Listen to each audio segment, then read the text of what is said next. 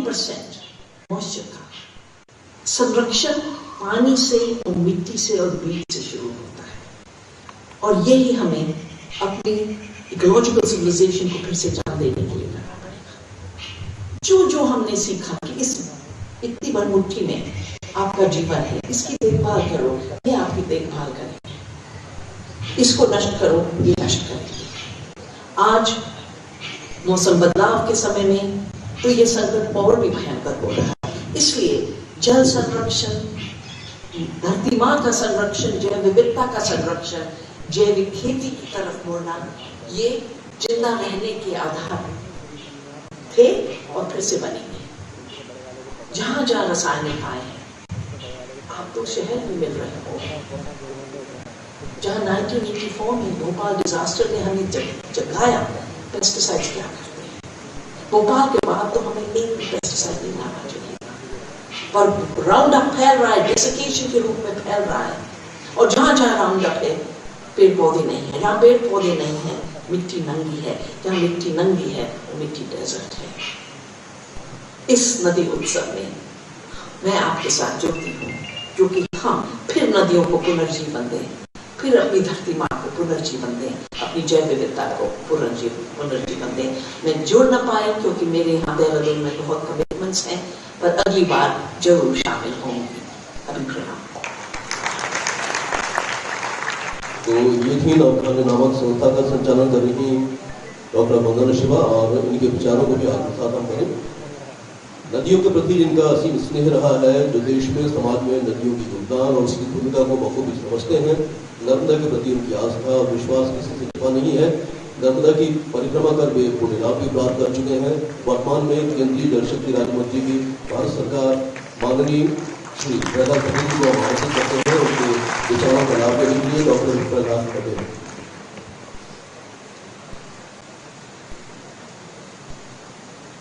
नदी उत्सव के इस कार्यक्रम के मुख्य अतिथि, नर्मदा के तट पर जिन्हें जन्म लिया, अकेली और सारे परिवर्तनों के वो साक्षी है।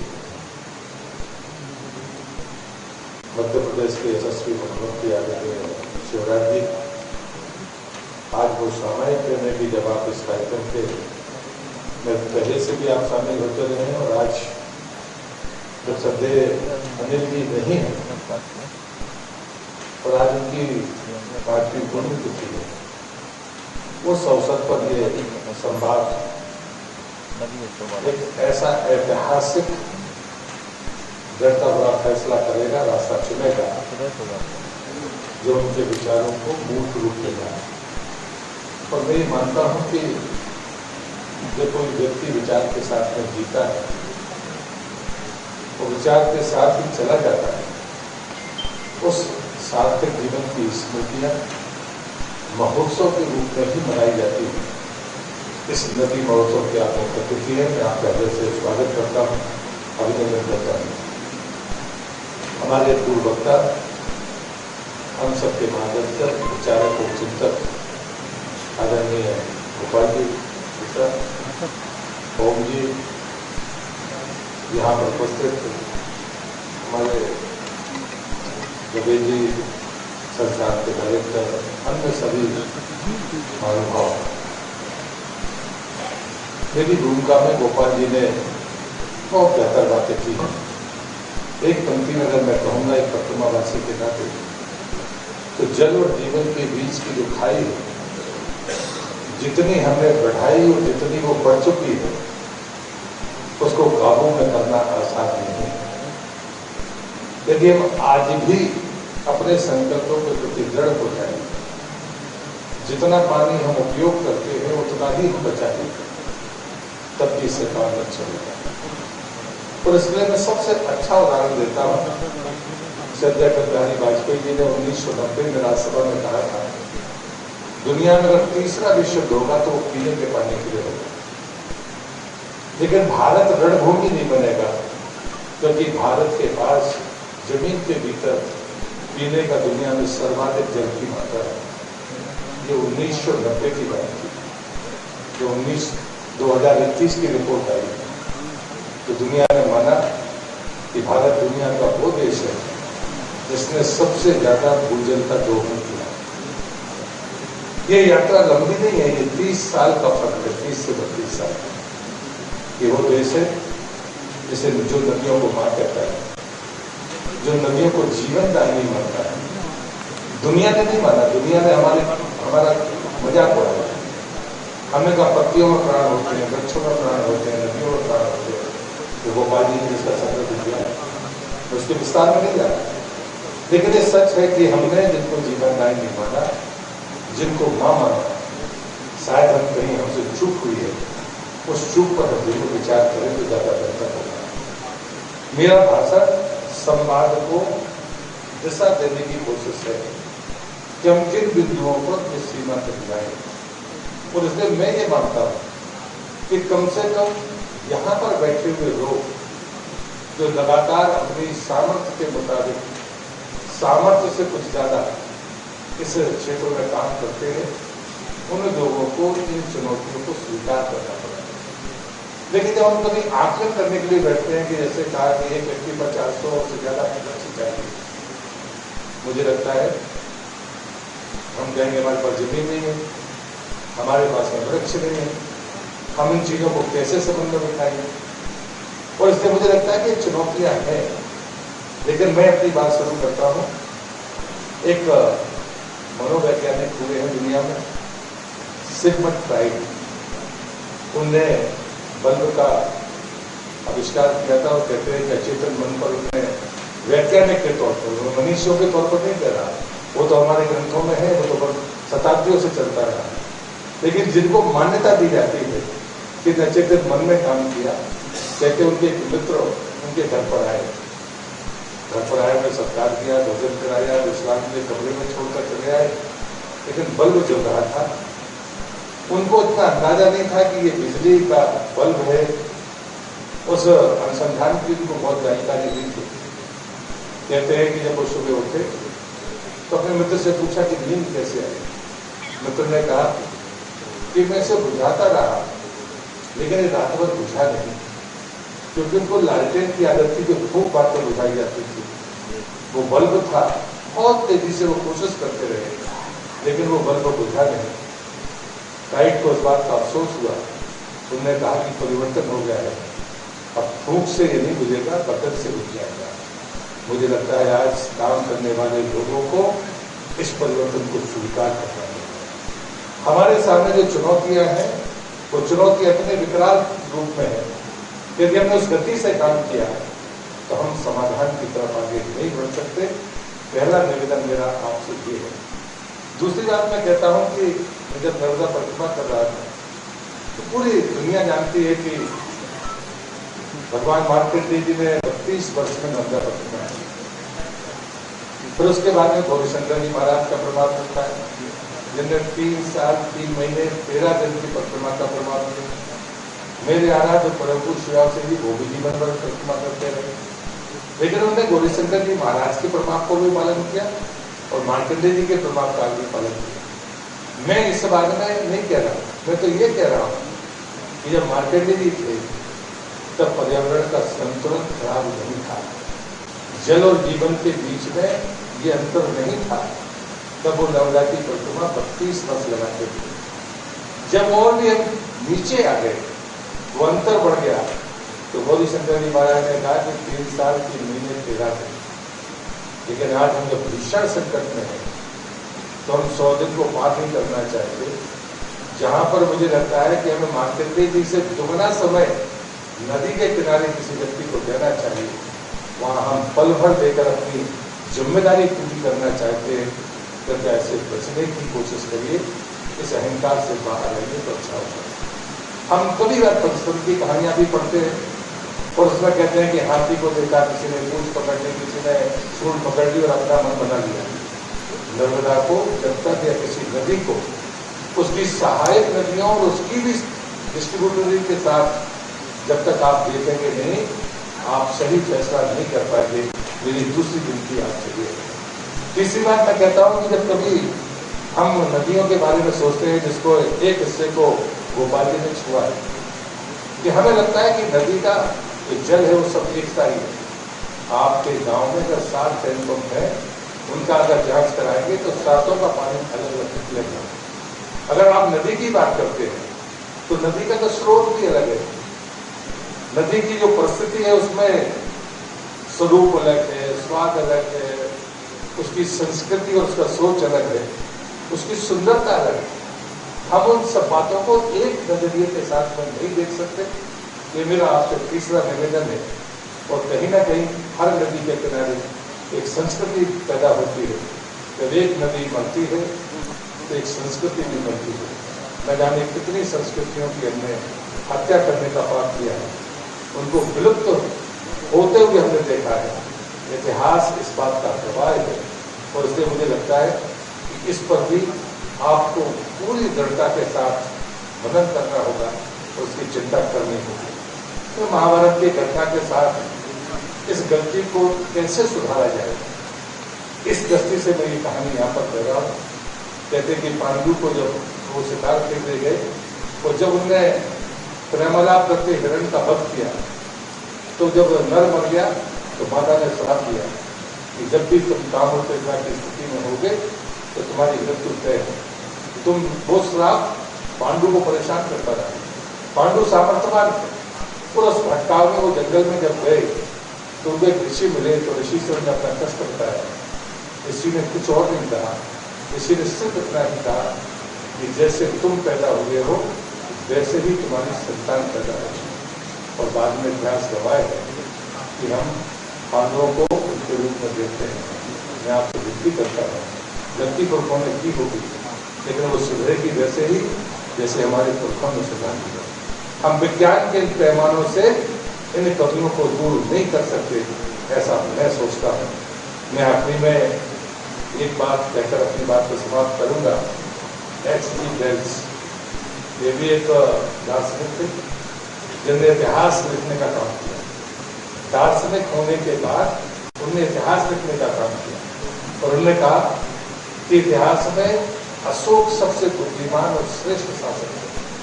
और जब उनसे कारण पूछा गया तो उन्होंने कहा कि मैंने दुनिया भर के तमाम महापुरुषों की जीवनी को पढ़ा है लेकिन मुझे अशोक से ज्यादा ताकतवर, अशोक से ज्यादा बुद्धिमान और अशोक से ज्यादा क्रांतिकारी को दूसरा व्यक्ति नहीं मिला। जब उनसे कारण पूछा गया कि आपने उनमें क्या देखा तो उन्होंने कहा कि अशोक को एक घटना ने पूरी तरह से बदल दिया और उसके बाद एक ऐसा महारथी जो अजय था, उसने कभी शस्त्र नहीं उठाए और जिसके लिए उसने युद्ध जीता उसके सामने घुटने फेंक कर क्षमा मांगी और अपने जीवन का रास्ता बदल दिया। मित्रों, हम हर दिन एक परिवर्तन को देखते हैं, वो सफलता के रूप में हो, असफलता के रूप में हो, लेकिन हम कभी भी अपने जीवन में उन परिवर्तनों को स्वीकार नहीं कर पा रहे। संकल्प एक बार होता है, जीवन में बार बार संकल्प नहीं होते। मेरे आराध्य ब्रह्म कुशवाहा जी कहते हैं संकल्प में विकल्प नहीं होता और साथ में चेतावनी देते हैं कि संकल्प में अगर विकल्प हो जाएगा तो महानतम कार्य रुक जाएंगे। ये महान कार्य हमारे लिए नहीं है, ये महान कार्य आने वाली पीढ़ी के प्रति हमारे अभिभावक की तरह होने वाली जिम्मेदारी को पूरा करने का सिस्टम है। हम इससे मुंह नहीं बोल सकते और इसलिए मुझे लगता है कि गलतियों को सुधारना। और इसलिए एक बार मुझे आराध्य ब्रह्म कुशवाहा जी ने मुझसे प्रश्न किया था, युग परिवर्तन का आकाश सिद्धांत क्या है, मूल सुधार या मूल सुधार। मैं चुप रहा था, बाद में कहा था ये प्रश्न ही गलत है, दुर्भाग्य से इसलिए सावधान रहिए। हमारे सामने जो प्रश्न प्रस्तुत होते हैं वही अधूरे हैं, आप उत्तर सही नहीं ढूंढ सकते। युग परिवर्तन का आकाश सिद्धांत है मूल सुधार और भूल सुधार। भूल सुधार के लिए हम कोशिश कर रहे हैं लेकिन मूल सुधार के लिए पीढ़ियों को खपाना होगा। बिना संस्कार के वो पीढ़ियां आने वाले समय तक काम नहीं करेगी। अगर कोई गलती हमसे हुई है तो वो भी हमारी पहली जो पीढ़ियां नहीं है उनसे भूलें हुई होगी। उन भूलों को सुधारने का हम काम करें और जो मूल था, चाहे हम मार्केट जी को माने या हमारी सनातन परंपरा को माने, उस मूल के साथ जीने की आदत डालिए तो जल और जीवन के बीच का ये अंतर जरूर पड़ जाएगा। शायद हमारी आंखों के सामने भी पड़ सकता है। मैं यही शुभकामना के साथ आज अमित जी के चरणों में विनम्र श्रद्धांजलि अर्पित करते हुए कहूँगा कि आपने विचार किया था, आपने स्मृतियाँ अशेष करने का संकल्प लेकर आप चले गए। आपने कहा है तो हो सकता है कि आपकी बात का स्मारक बनाने में सबका निषेध रहेगा, क्योंकि आपकी इच्छा की पूर्ति होनी चाहिए, लेकिन आपके विचार में जो ताकत दी है वो सार्थकता के मुकाम तक पहुँचे। ये अधिकार यहाँ पर बैठे हुए लोगों को भी है और जो बाहर है उनके पास भी है। ये सतत चलने वाली प्रक्रिया में भागीदार बने और उसे मूल रूप देने का काम करें। इस निवेदन के साथ मैं अपनी बात को समाप्त करता हूँ। वंदे मातरम। नमो केंद्रीय जल शक्ति राज्य मंत्री श्री प्रहलाद पटेल जी को बहुत बहुत धन्यवाद देते हैं आपके सार्थक उद्घाटन के लिए। जिनके नेतृत्व में भारत का आंध्र प्रदेश सफलता और विकास की नई इमारत दिख रहा है। आपने वृद्धि व्यवहार से सबको मोहित करने वाले, विभिन्न कल्याणकारी योजनाओं से जन जन को संबल देने वाले हम सबके प्रिय मुख्यमंत्री माननीय श्री शिवराज सिंह चौहान जी को मैं पूरे आदर और सम्मान के साथ आपसे कहता हूँ कि आए और हम सभी को संबोधित करें। माननीय मुख्यमंत्री महोदय।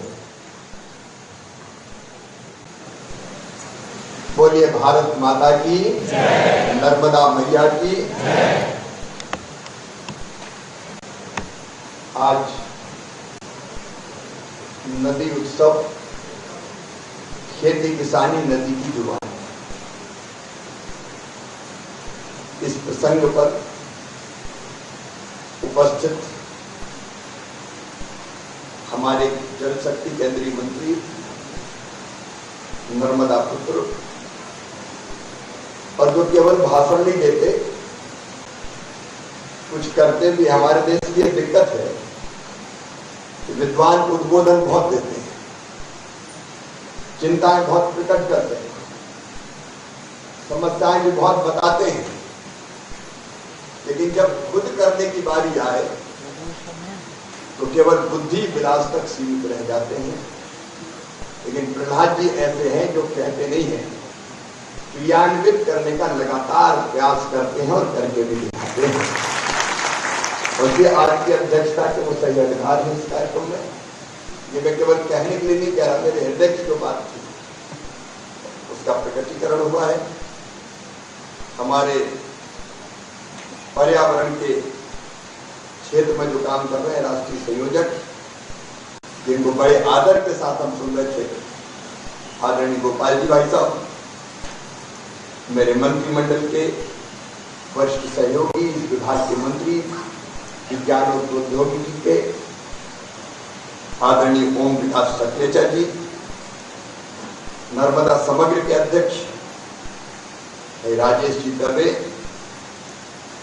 महानिदेशक मैपकास्ट श्री अनिल कोठारी जी, कार्तिक सप्रे जी, इस अवसर पर उपस्थित ये बहनों और भाइयों। अभी हमने प्रहलाद जी को सुना, गोपाल जी को सुना और स्वर्गीय अनिल जी को कई वर्षों तक करते हुए देखा। अपने लिए तो सब जीते हैं, कीट पतंगे भी जीते हैं, पशु पक्षी भी जीते हैं। अपने लिए जिए तो क्या जिए। जीता वास्तव में वो है जो देश के लिए जीता है, समाज के लिए जीता है, किसी बड़े काज के लिए जीता है। और ऐसा ही यशस्वी जीवन किया स्वर्गीय अनिल माधव दवे जी ने। मैं उनके चरणों में श्रद्धा के सुमन अर्पित करता हूं। वो व्यक्ति नहीं थे, एक संस्था थी। एक ने अनेक विध कार्य, जिनमें से एक सबसे प्रमुख काम था मां नर्मदा जी के प्रति जो उनका अनुराग था। लगातार उन्होंने परिक्रमा की, हवाई मार्ग से भी परिक्रमा की, राफ्ट से भी नर्मदा जी में अमरकंटक चले गए, भड़ोच तक, खंबात की खाड़ी तक गए, नर्मदा समग्र का गठन किया। एक ने कई नदी उत्सव का मैं साक्षी हूं। बांद्राबाद में नदी महोत्सव, इसमें देश भर के विद्वान आते थे और विचार विमर्श करते थे। हरियाली चूनरी जैसी परिकल्पना है, उनको जमीन को उतारने के गंभीर प्रयत्न हुए। आज मैं उनके चरणों में इस संकल्प के साथ प्रणाम करता हूं, अनिल जी, जो काम आप अधूरा छोड़ के गए हैं उसको पूरा करने में हम कोई कसर नहीं छोड़ेंगे। और यही अच्छी श्रद्धांजलि है। श्रद्धांजलि तो कर्मों से दी जा सकती है, शब्दों से नहीं। नदी उत्सव का जहां तक प्रश्न है, लेकिन हम बैठे हैं, प्रहलाद जी बैठे हैं। मैं हमेशा अपनी दो मां मानता हूं। एक मेरी मां जिसने अपनी कोख से मुझे जन्म दिया, और दूसरी मेरी नर्मदा मैया जिसकी गोद में मैं बचपन से हूं। एक ने अनेकों बार तैर के एक किनारे से दूसरे किनारे हम पार करते थे। गर्मी की दोपहर हमारी पूरी नर्मदा जी की गोद में इकट्ठी थी। उसी में छुआ छुआबल खेलते थे, एक दूसरे को छूने की कोशिश करते थे। गहरा पानी होता था तो कौन मट्टी निकाल के लाता है जल्दी तक, तो हम डाई लगाते थे। और जब इस मौसम में अब तो रहे नहीं, तरबूज और खरबूज नर्मदा जी के तटों पर होते थे, तो पेट भी हम तरबूज और खरबूज जिनको डंगरा और कलींदा कहते थे, और लंबी शानदार टुकड़ी आती थी, कई बार वही खा के भर लेते। पल्ले पार बाड़ी लगती थी, तैर के जाते थे और वहीं ताजे डंगरे कलींदे तोड़ते थे और प्रेम से खाते थे। और मैं सचमुच उस समय के दृश्य आपको बताऊं। हम जब खेलते थे नर्मदा जी के तटों पे, तो अलग अलग इस तरफ हमारा एक किनारा था जहां रेत नहीं थी, पल्ले पार रेत थी, लेकिन नर्मदा जी के किनारे जिनको हम नीचे कहते हैं, नीचे से बुलबुले पानी के जगह जगह से फूटते थे। बुलबुले रेत में से पानी, और गर्मी के दिन में बुलबुले फूटते, और वो बुलबुले धीरे धीरे धार बनते बनते अलग अलग जगह नर्मदा जी में मिलते जाते थे, और नर्मदा जी की धार को और पुष्ट करते थे। जगह जगह से पानी मिलता था, कोई बर्फ का पानी नहीं था। ये हमारे पास तो ग्लेशियर है ही नहीं कि पिघल पिघल के गंगा जी की तरफ पानी आ रहा है, लेकिन हमारा सतपुड़ा, हमारे विंध्याचल, ये नर्मदा जी के दोनों है। इन पे बड़े बड़े पेड़, साल हो, सागौन हो, साज हो, हिरिया हो, अलग अलग कोई। और केवल इतना नहीं, नर्मदा जी के दोनों तटों पर जंगल थे, खेत नहीं थे। खेत बहुत कम थे, मैंने अपनी आंखों से देखा। हमारे यहाँ जो समझते हैं पड़त भूमि रहती थी, गाय और बैल, खेती होती थी बैलों से, तो किसान के लिए अनिवार्य था कि वो भीड़ पड़ती जमीन लगे जिसमें घास हो, ताकि बैल घास खा पाए। और जो घास की जमीन होती थी उसमें स्वाभाविक रूप से बड़े बड़े पेड़ भी होते थे। पेड़ कभी किसान काटता नहीं, लेकिन मैकेनाइजेशन का जमाना आया। 65 के आसपास में बहुत छोटा था, हमने आश्चर्य के साथ देखे बड़े बड़े ट्रैक्टर आ रहे, और उनको कहते थे चैन वाले ट्रैक्टर। और वो ट्रैक्टर ऐसे शक्तिशाली थे कि बड़ा भूमि में जो पड़ती जमीन तोड़नी थी, उसमें केवल जमीन नहीं तोड़ते थे, पेड़ सहित उखाड़ के ले जाते।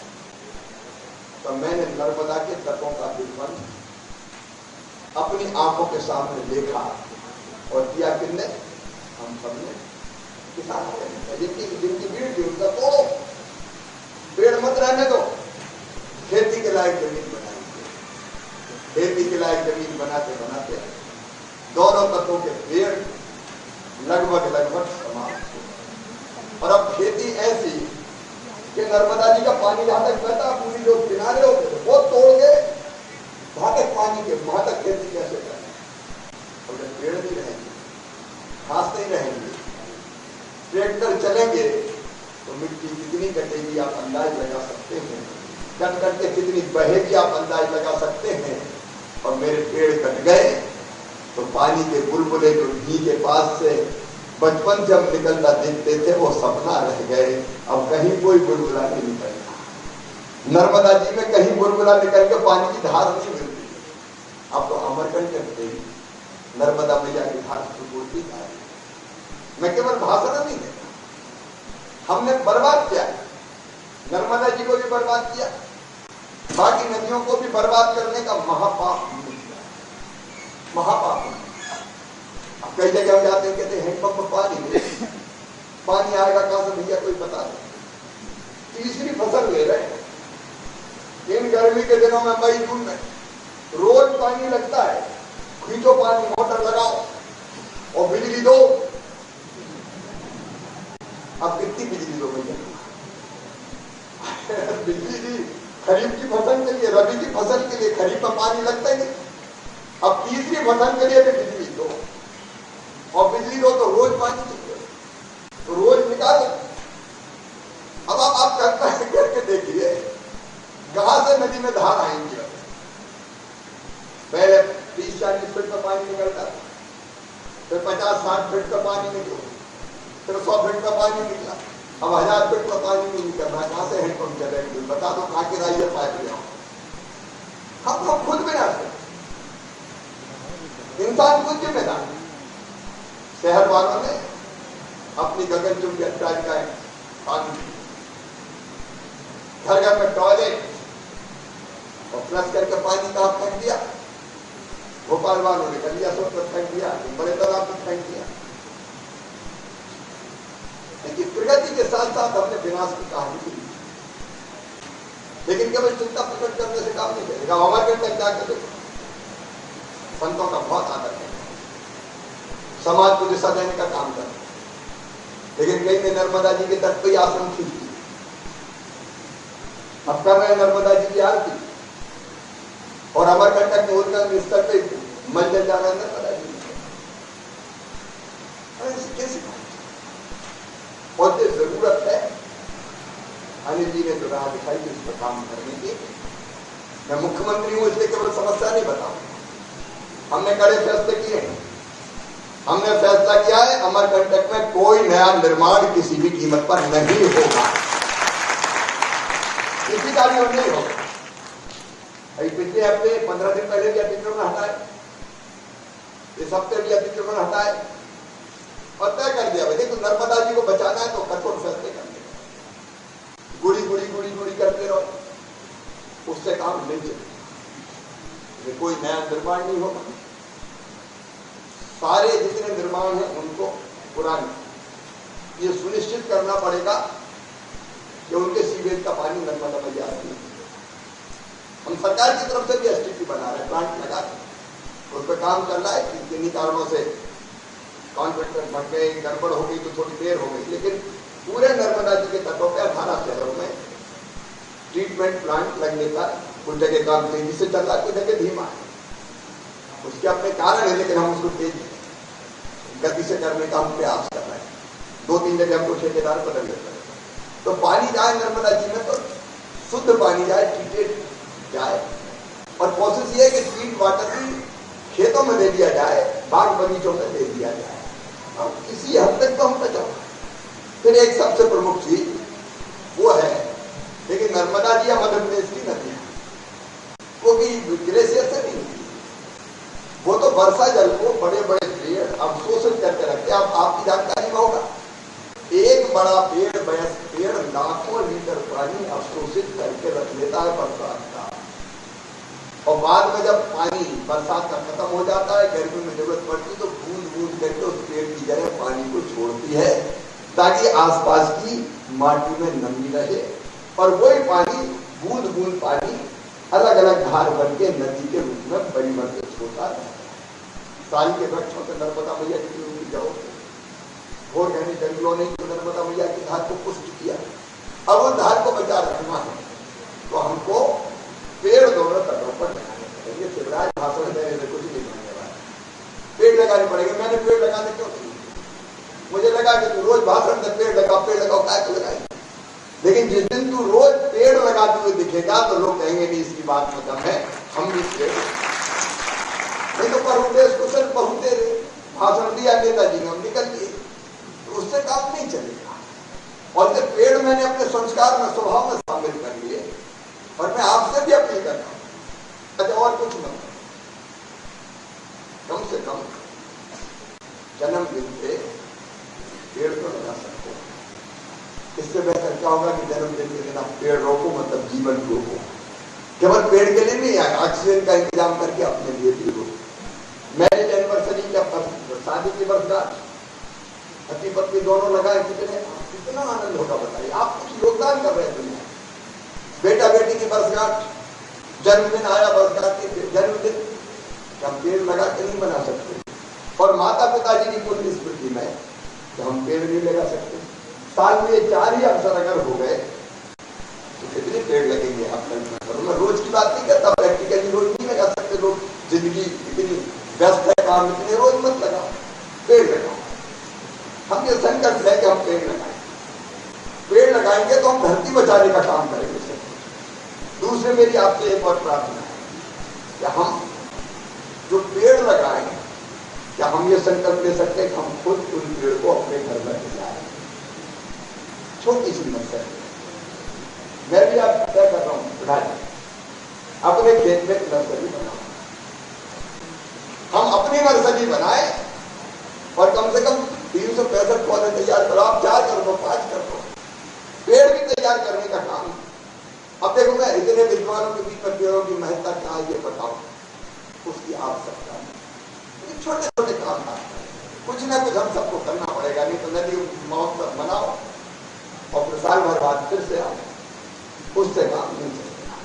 तो जो छोटे छोटे काम हम कर सकते हैं वो काम हम अपने आप से सीखें। हम कम से कम सीधना तो करेंगे। इसके बाद हम एक चीज जो अनिल जी ने शुरू की थी, हरियाली चुनरी की, नर्मदा जी के तटों पर हम कोशिश कर रहे हैं कि किसान फलों की खेती शुरू करें। और अभी जब मैं यहाँ आया थोड़ा विलंब हो गया, इसलिए प्राकृतिक खेती का प्रशिक्षण आज 17 जिलों में प्रारंभ हुआ। अब आपने जो कहा खेती किसानी में खेती की बात, तो खेती किसानी की बात है तो खेती जरूर हो, लेकिन प्राकृतिक खेती को, प्राकृतिक कृषि को, आदरणीय गोपाल जी केमिकल फर्टिलाइजर की विस्तार से बात कर रहे हैं, कितना केमिकल हम यूज करते हैं। सचमुच में आज जो बीमारियां हो रही है उनमें कई बीमारियों का कारण ये केमिकल फर्टिलाइजर और कीटनाशक है, जो अन्न के जरिए या फल सब्जियों के जरिए हमारे शरीर में जाता है। ये बहुत आसान बात है, हम सब समझते हैं उनके दुष्प्रभाव क्या है।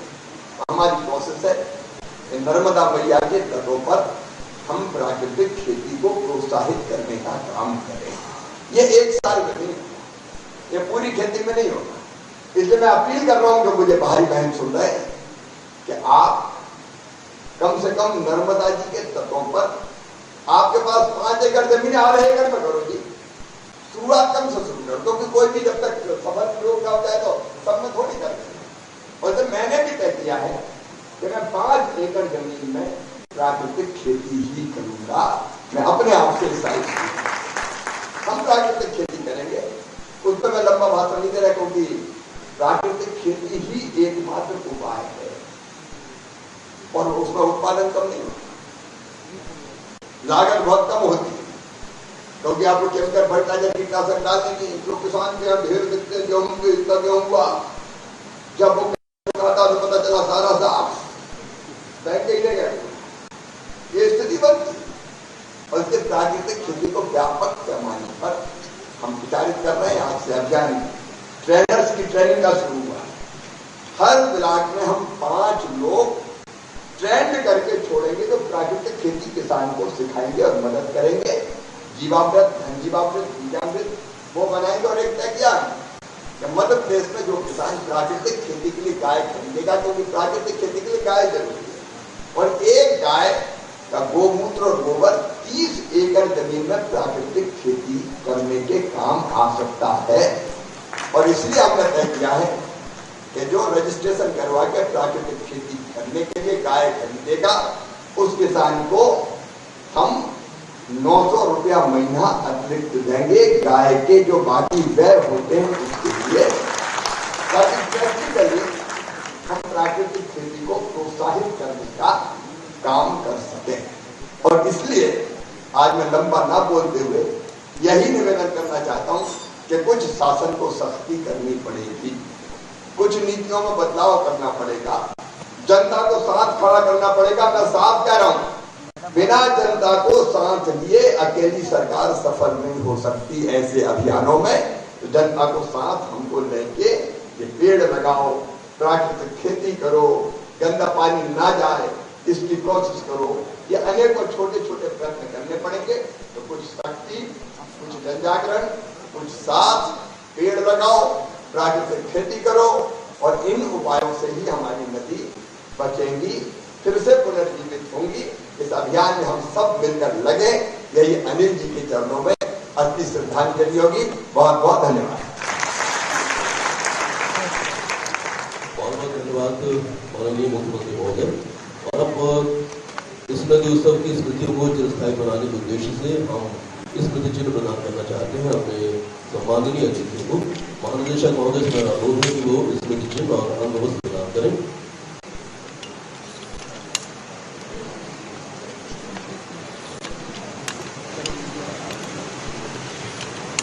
महानिदेशक महोदय स्मृति चिन्ह और अंगवस्त्र प्रदान कर रहे हैं। ये जो स्मृति चिन्ह है हम आपकी जानकारी के लिए बताना चाहते हैं कि हमारे स्वसहायता समूहों के द्वारा तैयार किए गए हैं, जिन्हें हम बहुत बहुत धन्यवाद देते हैं।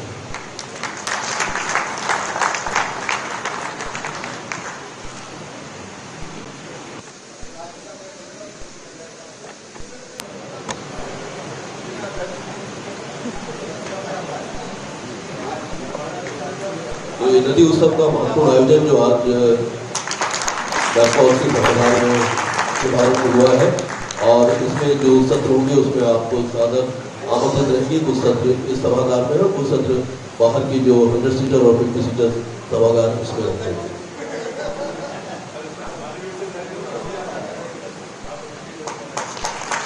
तो ये नदी उत्सव की स्मृतियाँ हैं जो यहाँ पर साझा हो रही हैं आपके साथ। बहुत बहुत धन्यवाद। और अब मेरा निवेदन है नर्मदा समग्र के अध्यक्ष श्री राजेश दवे जी से कि वे आभार व्यक्त करें।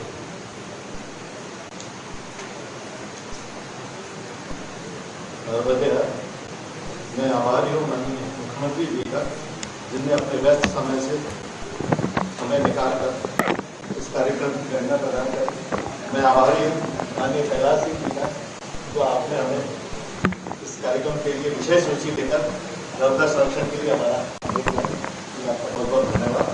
मैं आभारी हूँ माननीय गोपाल जी का, जिनका हमें मार्गदर्शन और पर्यावरण संरक्षण के कार्यक्रम में हमें देखा है। आपका बहुत बहुत धन्यवाद। मैं आभारी हूँ माननीय ओम प्रकाश अग्रेसर जी का, जिन्होंने हमें इस कार्यक्रम करने के लिए पूरा समय और सारा व्यवस्था है हमारे लिए बनाई। मैं आभारी हूँ समस्त नर्मदा से कार्यकर्ताओं का समय निकालकर यहाँ पे आए और हम 2 दिन यहाँ पर इस नर्मदा से सेवा करते रहेंगे। आप सब पधारे, आपका बहुत बहुत धन्यवाद। और मैं अंत में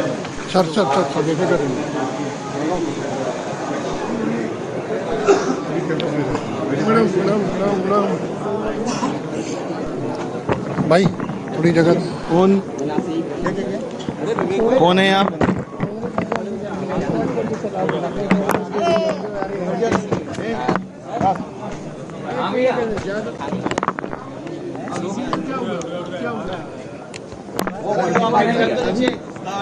हम अपनी से भी काम करते हैं। हाँ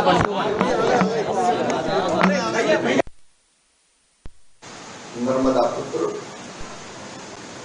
और जो केवल भाषण नहीं देते,